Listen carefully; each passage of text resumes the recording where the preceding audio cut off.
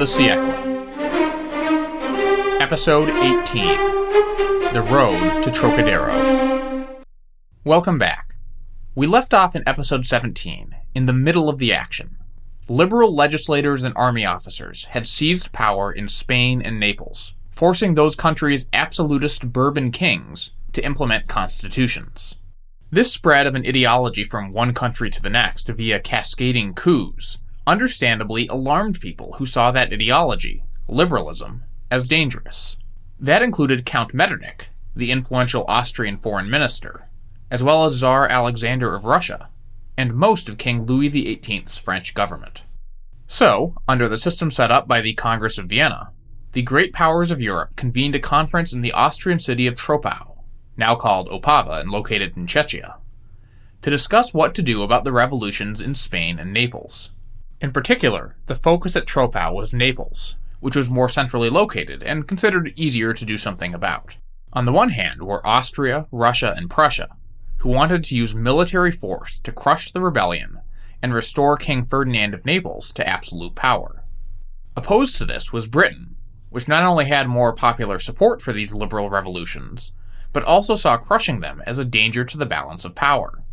Austria, with her territory in northern Italy, would likely take the lead in any invasion, thus bolstering her influence in southern Italy too. France was caught in the middle here. On the one hand, Louis was obviously opposed to a revolution compelling his Bourbon cousin to accept a constitution, something redolent of the early stages of the French Revolution, which Louis had experienced firsthand before he finally fled the country in 1791. But on the other hand, France was opposed to Austria expanding its influence in Italy. Decades prior, Louis had referred to the Austrian House of Habsburg as that Hydra, in reference to the mythological monster with many heads. Louis's government also worried that too close an alliance with Europe's reactionary powers would cost it political support from French moderates. And so Louis's government hemmed and hawed. They were unwilling to take a stand with Britain in defense of liberalism, but also unwilling to sign on to the counter-revolutionary alliance being assembled by Metternich. The French Prime Minister Richelieu tried to find a middle course, which just ended up infuriating everybody. An exasperated Tsar Alexander icily quipped, "It's too bad for France if she can neither strike fear in her enemies, nor inspire confidence in her friends." So the rest of Europe moved on without France. The Troppau Protocol, issued by Austria, Russia, and Prussia at the conference, announced that states that had revolutions, quote, ceased to be members of the European alliance, and committed themselves to, if need be, by arms, bring back the guilty state into the bosom of the Great Alliance. This conservative, anti-revolutionary alliance of Austria, Russia, and Prussia is often referred to as the Holy Alliance, though it's only loosely related to the literal Holy Alliance initiated by Tsar Alexander in 1815. This so-called Holy Alliance, then, held a follow-up conference in early 1821 at the Austrian city of Laibach, where they put the Troppau Protocol into action by authorizing Austria to invade Naples. This invasion encountered little resistance, entering Naples on March 23, 1821, and restoring Ferdinand to absolute authority. Among those not resisting the invasion was the French government, which delayed endorsing the expedition but eventually caved in. All this provoked a political crisis back in France. Both liberals and ultra-royalists were disgusted with Richelieu's timid foreign policy, albeit for completely opposite reasons. The ultras because they wanted France to join the intervention, and the liberals because they wanted France to oppose it. But in a classic example of the enemy of my enemy is my friend, these two diametric opposites found common ground in attacking the status quo. One prominent politician, the Comte de Villèle, dubbed it a coalition monstrueuse. This monstrous coalition combined forces to send Louis an address in November 1821 that cloaked insulting insinuations behind flowery praise. Quote, "We congratulate you, sire, on your continuously friendly relations with foreign powers, in the just confidence that such a valued peace is not purchased by sacrifices incompatible with the honor of the nation and the dignity of the crown." Though tame stuff by 21st century standards, this was pretty incendiary given early 19th century standards of address, and everybody knew it. Louis responded with cold fury when representatives of the Chamber of Deputies came to formally present him with the address. I'll read his response at length. Quote, I am familiar with this address you are presenting. During my exile and persecution, I defended my rights, the honor of my family, and that of the good name of France. Now that I hold the throne and am surrounded by my people, I become indignant at the very thought that I could ever sacrifice the honor of the nation and the dignity of the crown. I should like to think that those who voted the address had not weighed all its passages. If they had had time to analyze them, they would not have tolerated these expressions which, as king, I do not want to characterize, and as father, I should like to forget. But despite Louis's fury at the deputies, the only immediate casualty of this gambit was his prime minister, the Duc de Richelieu. Faced with a hostile parliament, Louis had two options. He could dissolve the Chamber of Deputies, or he could accommodate its large ultra-bloc by bringing some of them into the ministry. The king, now visibly declining in health, didn't have the stamina for a major political fight, and refused to dissolve the chamber as he had the Chambre introuvable in 1816. That meant bringing ultras into his government. Accordingly, a group of more moderate ministers were sacked, and Richelieu sent out to find ultras to replace them. But Richelieu, a man of moderate temperament and center-right politics, found it difficult to persuade ultras to join his ministry. In desperation, he met with the ultras' leader, the king's brother, the Comte d'Artois. You might recall from episode 16 that Richelieu had initially refused to be prime minister a second time, until Artois had theatrically promised, "On the faith of a gentleman, I will be your most loyal soldier." Now the prime minister wanted Artois to come through, and bring his followers in line. But Artois, who no longer thought he needed Richelieu, refused. "Ah, my dear Duke," Artois replied, "you have taken my words too literally. And besides, the circumstances back there were so difficult." The indignant Richelieu left without saying another word, and on December 12th handed in his resignation. Adding insult to injury, Louis accepted the resignation with indifference, rather than pleading for Richelieu to remain or expressing his deep regret over the departure. We'll continue this narrative momentarily, but I wanted to take a moment to say goodbye to the Duc de Richelieu, who served as France's prime minister from 1815 to 1818, and again from 1820 to 1821. Richelieu leaves a complicated legacy, but the one thing that comes through all the sources was his personal decency. Even his critics describe him as forthright, honorable, and uncorrupt. One incident, from his first resignation in 1818, stands out to me. After Richelieu was forced out in favor of Élie Decazes, the politicians who had just been so eager to see the Duke go changed their tune and voted to thank Richelieu for his service the way rich, connected men thanked other rich, connected men in the early 19th century. They gave him a pile of taxpayer money. The chambers voted Richelieu a pension of 50,000 francs per year, a massive sum for the time, as a parting gift for the former premier. Richelieu, however, wrote to decline the offer, saying that, "Too many of France's citizens have suffered misfortune for me to be able to see my fortune increased." Remember, this was soon after the harvest failures of the year without a summer. When the chambers insisted, Richelieu gave the money to the hospitals of Bordeaux. Being a good person, of course, doesn't mean you were a good leader, and Richelieu's legacy as France's head of government during this chaotic time is more debatable. On the one hand, he effectively kept Louis's regime in power, no small feat given the times, repeatedly beating back the most violent and reactionary instincts of the ultras, while also preventing violent overthrow from the left. He negotiated smaller penalties for France after Waterloo, after Talleyrand failed, and later secured an early end to France's occupation of Guarantee by foreign powers. On the other hand, he oversaw the repressive and anti-democratic crackdown of 1820, in which France imposed censorship and gave the country's richest citizens a double vote. If your sympathies are with the ultras rather than the liberals, then Richelieu consistently attempted to ignore the will of the voters by sidelining ultra deputies, and supported Louis's dissolution of the Chambre introuvable. For all his moderation and good character, Richelieu repeatedly lacked the flexibility to forge a broad coalition with men who didn't share his center-right views.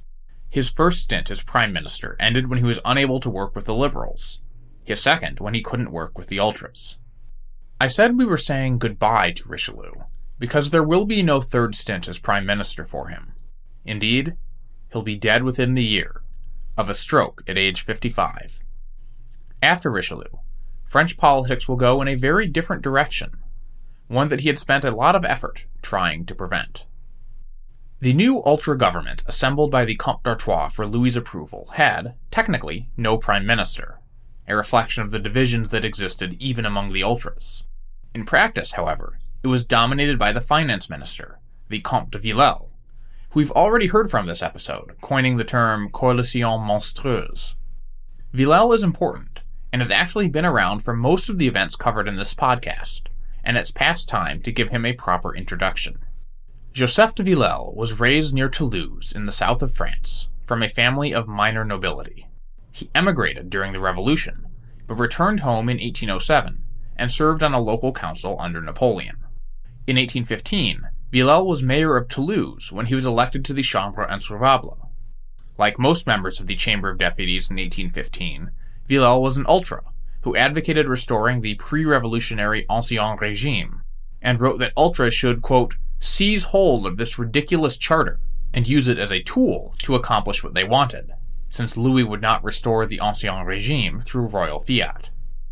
But in the heated environment of the Chambre introuvable, Villèle was actually relatively moderate for an ultra, which perhaps says more about the ultras than it does Villèle.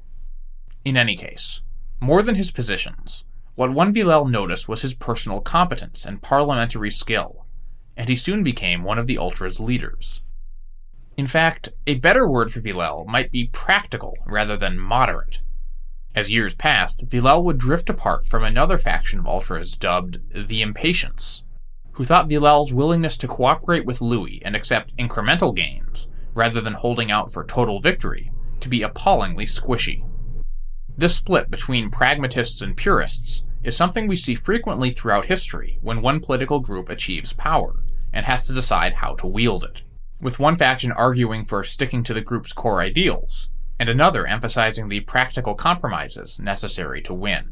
Even a group of people who agree on most policy goals can be torn apart by this kind of tactical question. I've seen it happen in my day job as a journalist covering 21st century American politics, and we see it historically with France's ultra-royalists in the 1820s. But while more impatient ultras grew frustrated with Villèle, his pragmatic brand of ultraism left him in a position to lead when Artois came calling in December 1821. We'll talk about Villèle's domestic policies in a later episode. For now, we're going to stay focused on France's foreign policy, where the businesslike, charmless Villèle had to work with more dashing and elevated figures. The first of these was the foreign minister of the post-Richelieu government, Mathieu de Montmorency, a high-ranking noble from one of the oldest noble families in France, who frequented the most prestigious Parisian salons. Montmorency was also Grand Master of an ultra-secret society, the Chevaliers de la Foi, or Knights of the Faith, and as foreign minister, Montmorency tried to belatedly align France with the Holy Alliance. Though the Austrian army had crushed the liberal revolt in Naples, and along the way put down another liberal uprising in Piedmont, Spain's liberal government remained in control, and Europe's conservative leaders intended to do something about it. When Europe's great powers gathered for another diplomatic congress in the Austrian-ruled city of Verona in 1822, Montmorency was the chief French representative. There, he tried to arrange for France to put down the Spanish liberals on behalf of a coalition of the conservative powers, on the dual justifications that it was the right thing to do, to uphold the values of the monarchy and the House of Bourbon, and also the practical thing to do, or else the other powers might act without France, a major loss of prestige and influence. But there were also very serious reasons for France not to get involved, and their champion in the ministry was none other than Villèle, an ultra with no love at all for revolution or liberalism. First, Villèle as finance minister was unsurprisingly concerned about France's ability to pay for a war in Spain. It was less than a decade since France had been left nearly bankrupt by Napoleon and then the war indemnities levied on it after Waterloo. In 1823, France still owed more than 3.5 billion francs, nearly 40% of its GDP. Its financial situation had been improving, with the interest rate it had to pay to bondholders steadily falling from more than 9% right after Waterloo to just over 5% in 1822. But there were reasons to worry about France's ability to shoulder more debt. And indeed, bond yields shot back up to nearly 7% in late 1822 as war fears rose. Second, France had real reasons to worry about the military consequences of invading Spain. Napoleon had done so, and while he swept aside Spain's formal armies, he faced guerrilla warfare by irate Spaniards, which made the Peninsular War Napoleon's Spanish ulcer. Moreover, Spain's resistance to France had been backed by British money and then soldiers, and now, in 1822, Britain was fiercely opposing any proposals to invade Spain and crush the liberal government. Britain's delegate at the Congress of Verona was none other than the Duke of Wellington, the British general who drove the French out of Spain, and Wellington walked out of the Congress in protest at the plans for an intervention. Would Louis's invasion of Spain meet the same fate as Napoleon's? Third, remember that there were major questions about the French army's loyalty to the Bourbon regime. The army had gone over to Napoleon almost wholesale during the 100 Days, and even after a series of purges and reforms over the subsequent years, the Bourbons were still facing periodic coup attempts by disgruntled units. Activating the army and sending it into Spain could very well turn suspected disloyalty into actual disloyalty. France's most famous songwriter, the Bonapartist Pierre-Jean de Béranger, wrote a song with the refrain, "Brave soldiers, here's the order of the day. Attention, about face," an incitement to mutiny. And no one could be quite sure how loyal the army would be once called out of its barracks. But Villèle's caution seemed out of step with France's ultra-dominated politics. In Verona, Montmorency struck deals with the Holy Alliance powers for coordinated efforts to suppress the Spanish liberals, and then came home to have them ratified by the king. Villèle was the sole member of the king's council who argued against an invasion, which made it all the more shocking when Louis backed his finance minister and repudiated Montmorency's deals. The blue-blooded foreign minister promptly resigned on Christmas Day, 1822. But this victory for peace in Villèle was only temporary. Montmorency's resignation created a political crisis by threatening to turn the ultras against Louis once more, so it was deemed expedient to appoint another ultra to replace him. That pick is someone we've already met in earlier episodes, the writer and statesman François-René de Chateaubriand. Chateaubriand had backed Villèle's arguments against a Spanish invasion, but soon after taking power, concluded that pressure from both the Holy Alliance and ultras at home made an invasion inevitable. Montmorency's mistake was partially committing France to an uncertain war, but also partially committing France to a war under the auspices of a foreign alliance, rather than one where France would have the freedom to act as she wished. So when Chateaubriand felt he couldn't avoid a war, he shifted his focus to trying to make that war happen in the most advantageous way possible for France, and largely succeeded. Through clever negotiations, Chateaubriand managed to secure Britain's neutrality by eliminating any role for the Holy Alliance in the intervention, a diplomatic victory that not only removed a potential enemy from Spain, but also preserved France's diplomatic independence in a way that a coalition invasion would not have. Metternich's irritation was a much better consequence for France than Wellington's army. With the diplomacy complete, it was time for the fighting. And so, on January 28, 1823, Louis criticized the liberal Spanish government's deafness to our appeals, and announced that France was breaking off diplomatic relations and calling up 100,000 soldiers to save the throne of Spain for the Bourbons, to spare this fine kingdom from ruin, and to reconcile it with Europe. The Chambers then funded the expedition, despite the vituperous opposition of its liberal rump, who warned, or threatened, that invading Spain might provoke another revolution in France. The invasion force was put under the command of Artois' surviving son, the Duc d'Angoulême, who you might recall being described in episode 13 as a blubbering nonentity. Angoulême, of course, had experienced French generals to assist him in commanding the operation, though he refused to allow a Napoleonic marshal to join him in the justifiable fear of being overshadowed. Now all that remained to be determined was whether the warnings of doom would come to pass. Would Spain rise up against this latest French invasion? And would the French army prove to be loyal? Answers to these questions came very early on. French soldiers crossed the Pyrenees Mountains into Spain in April 1823, and immediately faced a symbolic test. Awaiting them were not Spanish soldiers, but a group of former Napoleonic officers on the side of Spanish liberals, dressed in their French army uniforms, waving the tricolor flag and singing the Marseillaise. The French army had deserted Louis in 1815, and been the source of attempted coups since then. What would French soldiers do when faced by their own countrymen? The answer, it turned out, was obey orders. Angoulême's army gave Napoleon's former officers a whiff of grape shot from their cannons, and dispersed the challenge without mutiny. It wasn't that the French soldiers weren't sympathetic with the Spanish liberals they were being sent in to suppress, but they were also sympathetic to the possibilities for glory and advancement that a war would bring, especially when mutiny was such a risky proposition.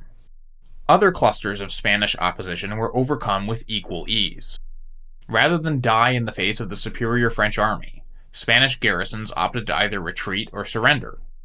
And unlike during Napoleon's invasion of Spain, the French in 1823 did not face guerrillas rising up in the countryside against them. A combination of Spanish sympathy for King Ferdinand and the French army's decision to pay for all of its provisions instead of seizing them by force kept the Spanish people quiet. Angoulême captured Madrid peacefully on May 24th, and then advanced on Cadiz, where the Spanish liberals planned to make their stand.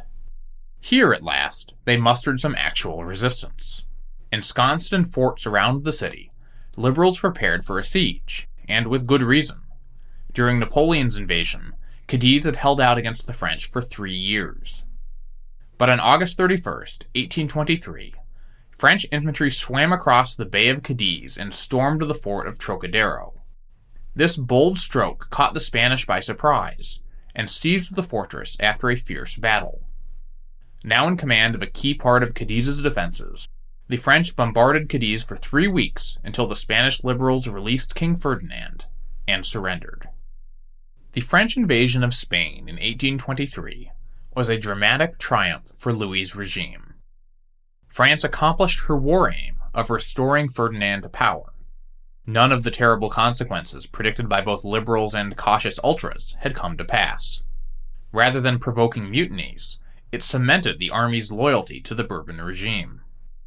It led neither to war with Britain nor France's submission to the Holy Alliance. The French government turned out to be able to easily afford the war's costs, despite a temporary hike in bond yields. Chateaubriand only somewhat unfairly compared 1823 to Napoleon's attempts to subdue Spain. Succeeding where Bonaparte had failed, triumphing on the same soil where the armies of the great man suffered reverses, doing in 6 months what he was unable to do in 7 years, was a marvel. The Marquis de Lafayette, who had been part of futile efforts to support the Spanish liberals from abroad, had a more morose take on the expedition. The few taxes that can be had have been restored to the church, Lafayette wrote. A wild beast, the king, is let loose, and no authority, not even his own, is obeyed except in the way of mischief. Even royalists might have found it hard to disagree with Lafayette's reading of the aftermath. Angoulême restored Ferdinand to power, and then promptly despaired at how the Spanish king used it. The prudent thing, Angoulême and Louis agreed, was for Ferdinand to establish a firm foundation for his rule, and co-opt some of the opposition, by replacing the liberal Spanish Constitution of 1812, not with absolute rule, but with a royalist-friendly constitution along the lines of France's charter. Ferdinand rejected this advice, in favor of bloody purges. One captured liberal general was dragged through the streets of Madrid in a basket tied to a donkey's tail, before being hanged. The army was purged, censorship imposed, and books burned. French officers reacted with horror and disgust, up to and including Angoulême, who refused the honors and titles that Ferdinand tried to bestow on him, and returned home to France. But back home in France, there was no such ambiguity about the invasion. The novelist Stendhal, a fierce critic of the Bourbons, declared that, It cannot be said that the Bourbons were really restored in France until after the recent war in Spain. There are multiple paintings from the time depicting the French royal family upon Angoulême's return, including a dramatic scene in which Angoulême bows to the king on the balcony of the Tuileries Palace before assembled troops, and a more private depiction set in the royal apartments, where Artois stands behind Louis, holding the infant son of the deceased Duc de Berry, in a way that emphasizes the multi-generational future of the Bourbon dynasty. You can see these paintings, along with more images, charts, maps, notes, and a full transcript at thesiecle.com/episode 18. I'm going to end the narrative there, but we'll be back very soon with a follow-up segment I cut out of this episode for reasons of time and narrative flow. France's invasion of Spain was about more than Spain itself. It took place against the backdrop of grander schemes nursed by Louis's government for Spain's rebellious colonies in the Americas. These schemes, pursued by men such as Richelieu and Chateaubriand, will lead directly to something every American child learns about in history class. Join me next time for episode 19, France and the Monroe Doctrine.